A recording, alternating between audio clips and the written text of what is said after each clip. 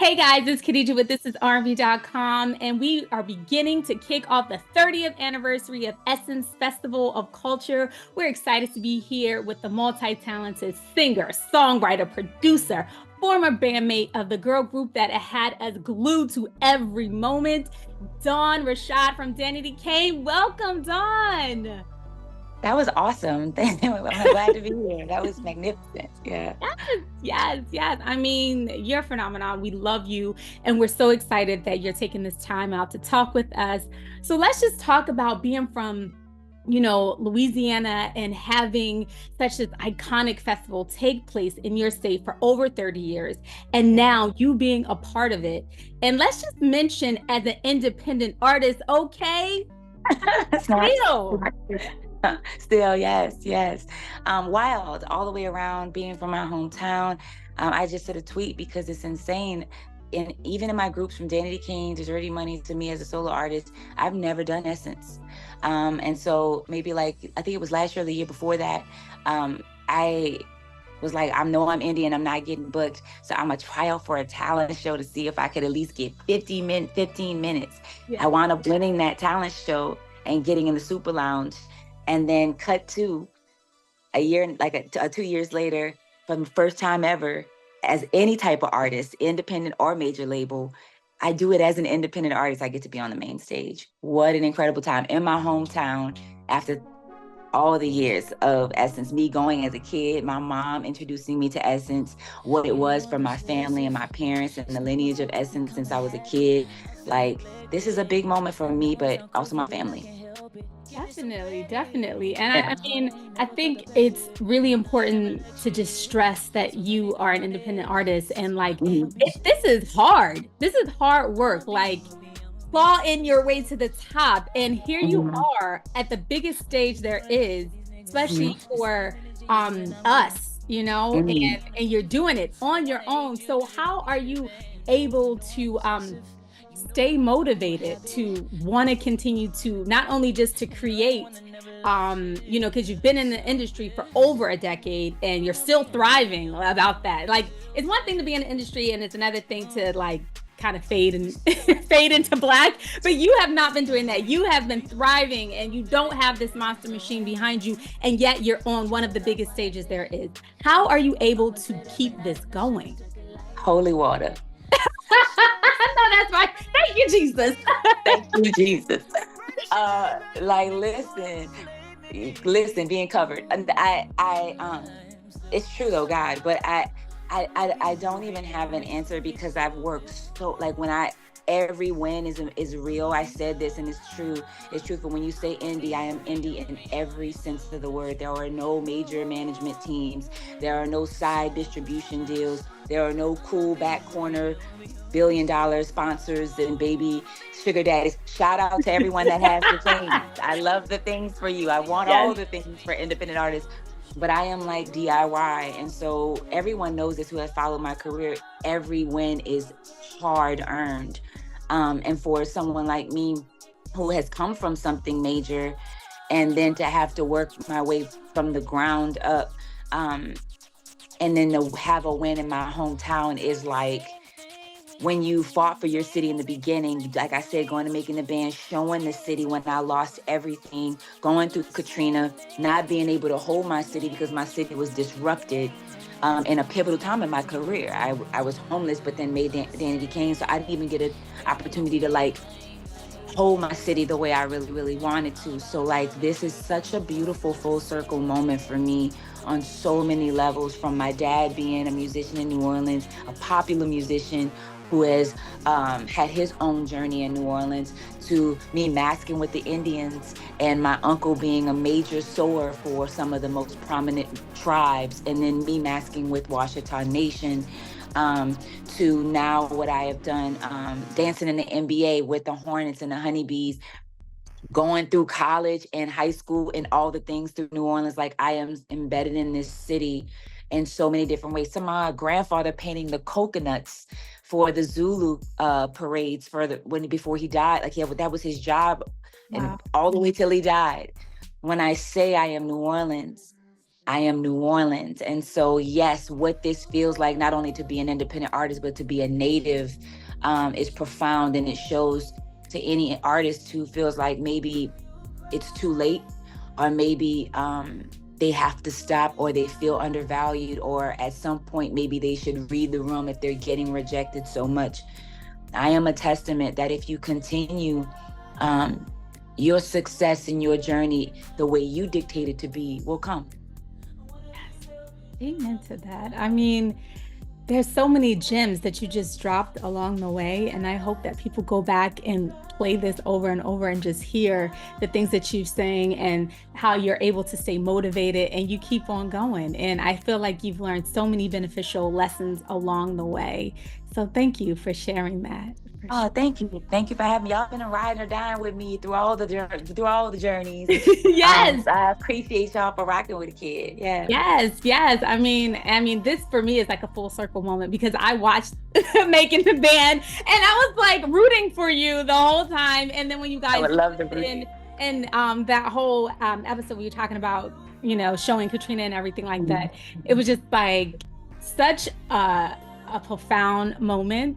I felt like, because it was like you weren't doing it for the cameras, like you were doing it for your city, you were doing it for I needed a job. Yeah, you were doing it right. Like this is real. And kudos to you. It's amazing.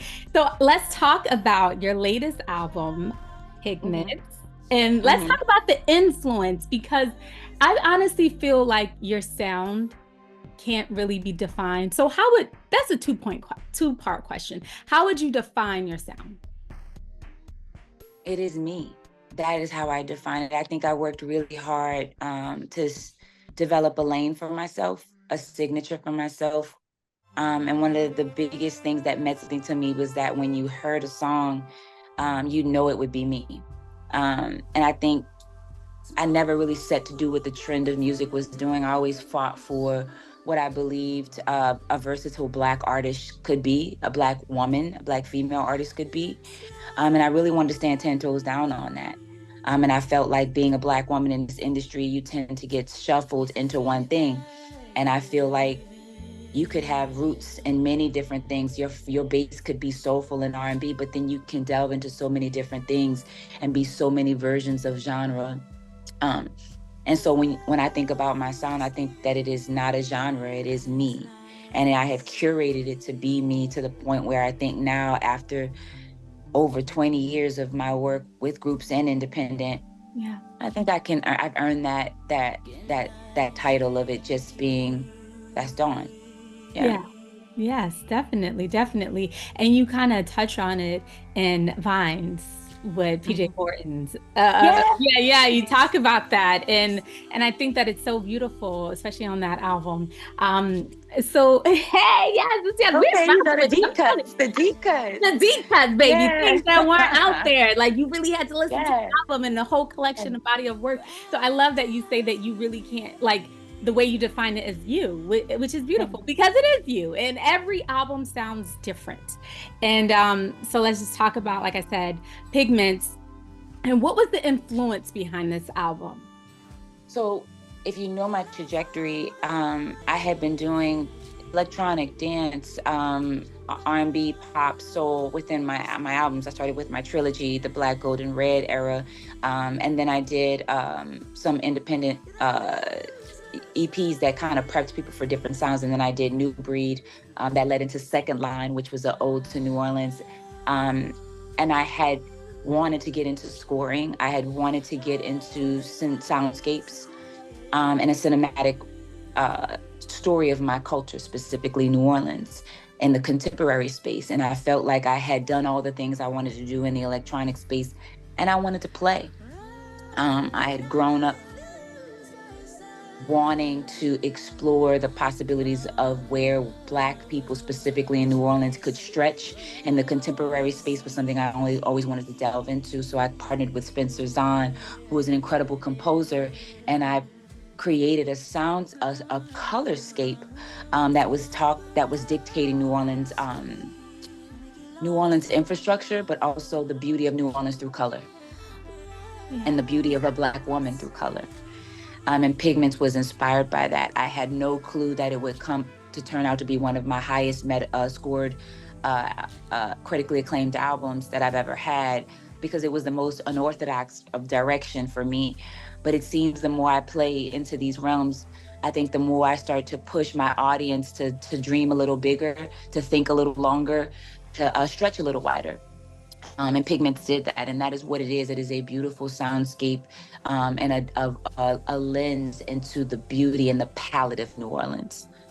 Yes, and of you, there's so many facets as a person, and the fact that you're able to tap into this this version of yourself and your artistry is amazing. And I just say thank you for putting it out there, because again, it's you can't be defined. And this is something that I feel like we haven't seen before, and we haven't heard before. And even though you mentioned that you don't follow trends, which you don't, but you definitely do create trends, because Word. Okay. come on, let's just put it out there. I mean, the electric sound and the dance and everything that you were doing on Second Line, which is a phenomenal. There's a lot of bops on that album. Definitely feel good music, and you definitely feel New Orleans. If you've never been there, just even in your mind, what you've created, the feeling and the sound should be, it's definitely there on that album.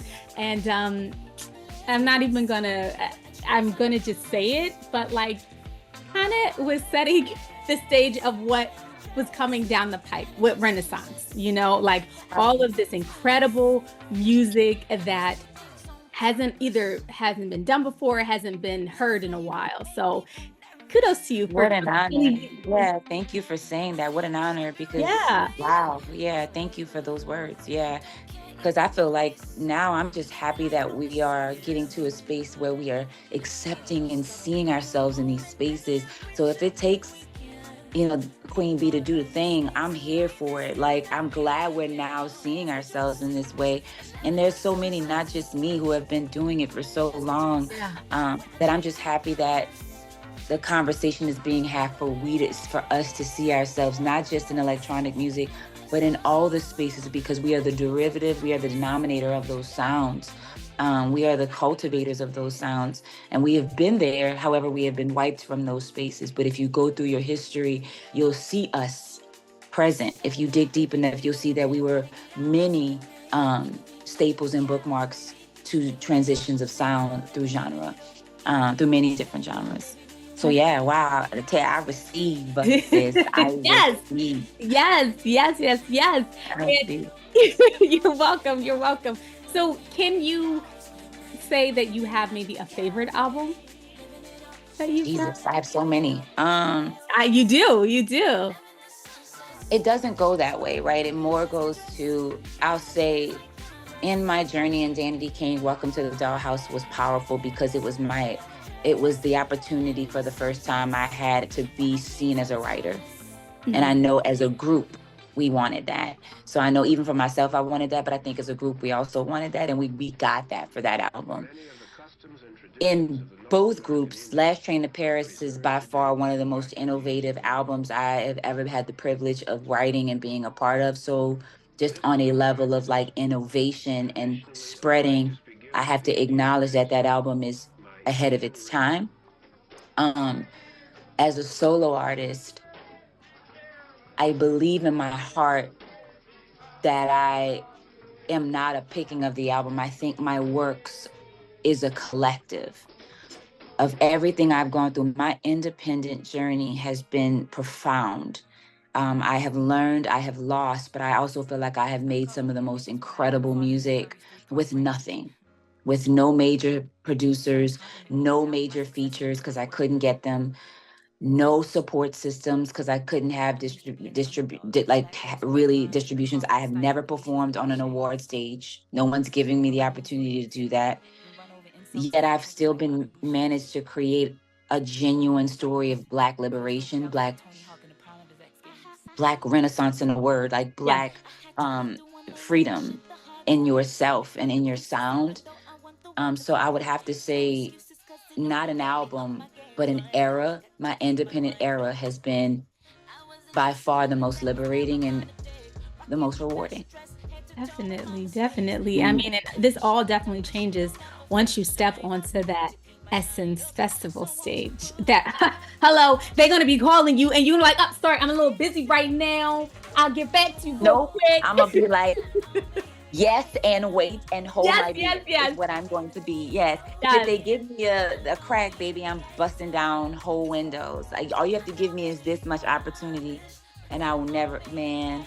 Yes. I'll do the rest. Yeah, you definitely will. And talking about really quickly about Danity Kane and the interviews that you guys did. I mean, come over. That was one that I was like, can we just get a whole song and just expand on it just a little bit more. That's been our thing, and that was my thing since I was young.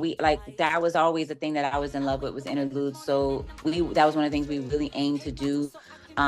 When we got our power, was to really make interludes. And since that day, and since that moment, I have been very consistent about the interludes on my journey, because that's something that wasn't just that was a us thing. We loved that. That was a me thing. I loved that. And I continued that trend because I loved what we were when we were in that. I like that we did that as a group, and I kept that trend out of respect and love for who I was as a writer, but also for what my group created. Awesome.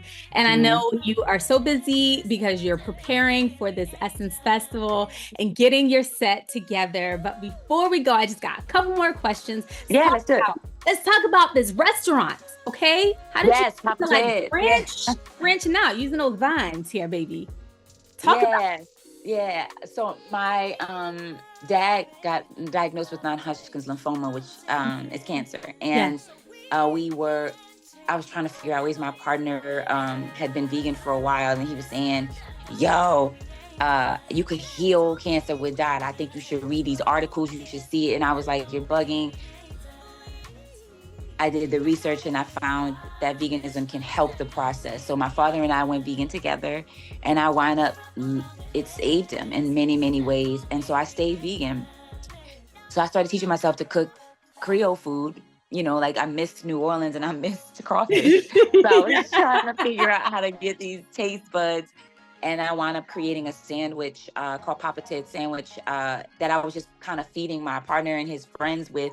And they were like, you should make this at our restaurant. So during COVID, I put together a business plan. I got a female chef, all females, all women, and 75% queer, got us together.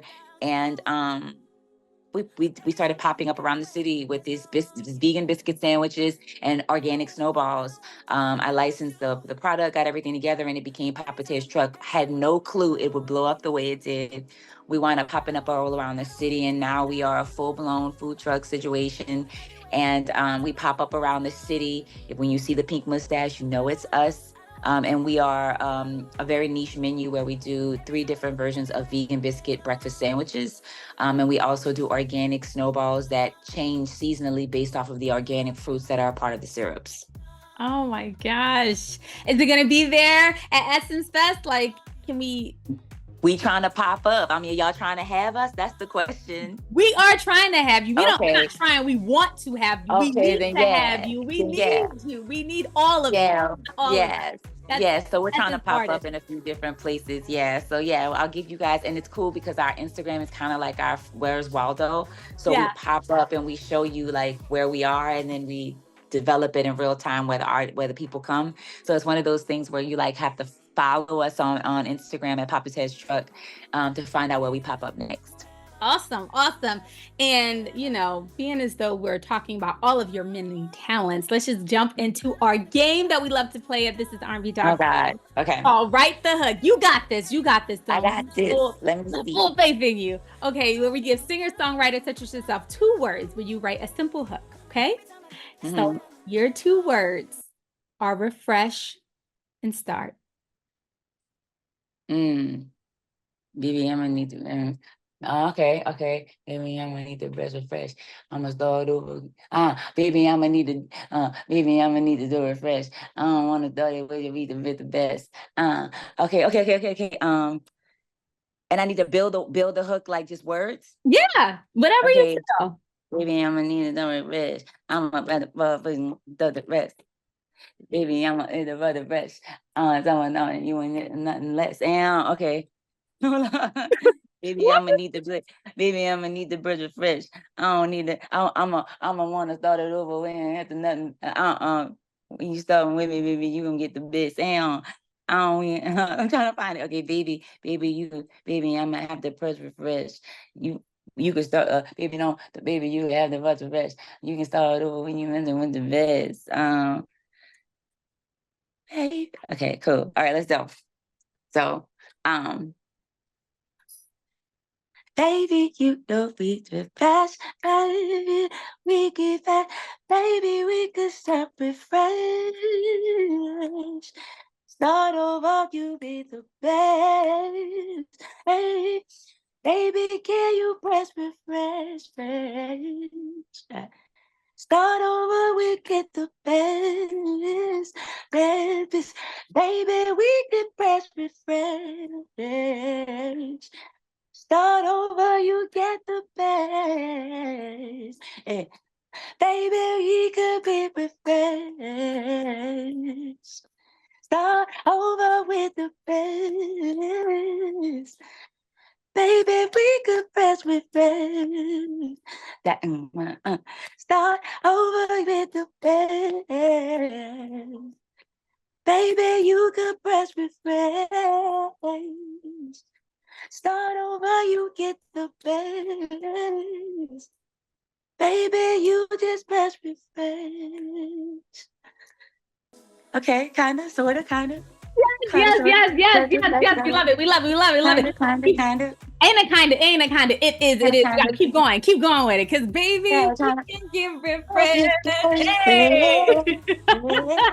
Start over, you get the best. Yeah. Yes. Okay. We are here for. We can't make Sidebar, there is a lawnmower that is loud as hell over here in the background. You can't hear it, but it's giving its best life. We can't hear it, but we know that we are going to hear you at Essence Fest real quick. Let them know how they get their tickets, when you're going to be performing, because girl, you just gave it all, and we can't wait to see you in person. Let me see. You gotta follow me at Dawn Richard. That's DAWNRICHARD. And that's on all platforms.